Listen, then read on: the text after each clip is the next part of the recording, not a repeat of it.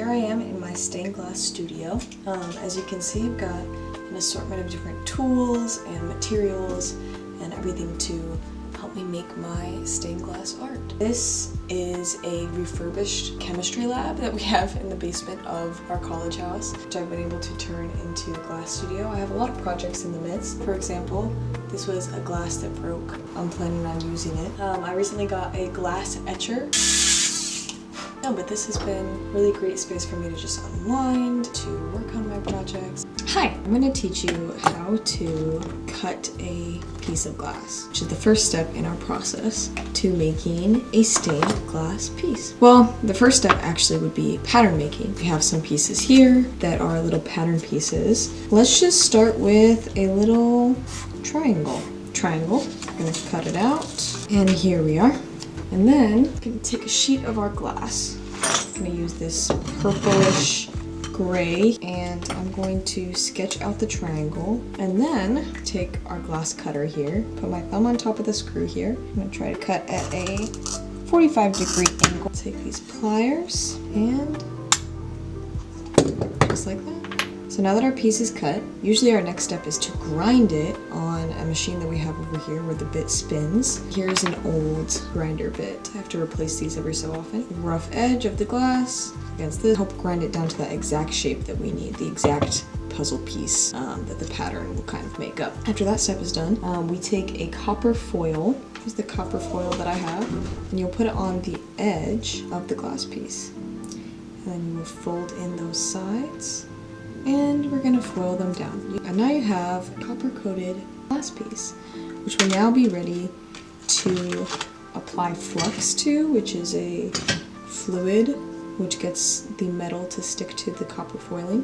This is a 60-40 blend of tin and lead that I have in this solder right here, and this is lead-free solder. This is my soldering iron here. It heats up to like 500 degrees. It'll melt that liquid metal. And then we have a couple finishing steps. Got some steel wool here to polish the solder, and then a finishing liquid which we just rub right on over. Wash that a couple times throughout. That's the process of making a stained glass piece. Now that you've seen the process of me starting one of my stained glass pieces, I thought that I would show you some ones that I've already created. I keep them in a box that I made. I made this box as a means of exploring hinges. So here are some of the smaller pieces that I've made. This one I was painting on glass. So we got a girl smoking here. Yes. These little guys, I created 2 of these. They were meant to hold a little bit of water and hold a little flower. Made a couple of wishbones and some broken wishbones as well. These little hinging eyes that I made. So they're like blinking. I love this one. It's my Venus flytrap pendant. Here's another hinging thing. You can put some little things in them. Here's one of these candle holders. And then I used an old wine bottle. It's a lot easier of a build and a lot more improvisational, I feel. I've recently gotten a lot more into kind of my branding and everything. I'm able to make some brand assets as I got ready for this drop. That was a really incredible process for me. Once again, the account is theundergroundcathedral.glass on Instagram. Thank you so much for coming along with me on this journey, and I hope that you enjoy looking at that art, enjoyed learning the process a little bit.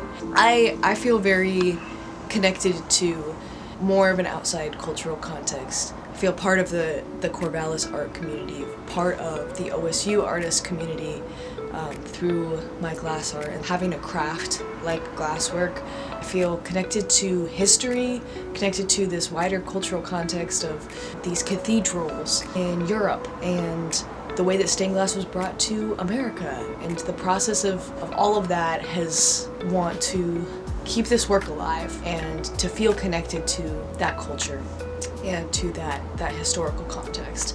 I love working on it. It's taught me so much about patience, about experimentation, about art in general, and I've really come to love the process, and I hope that you've liked hearing about it.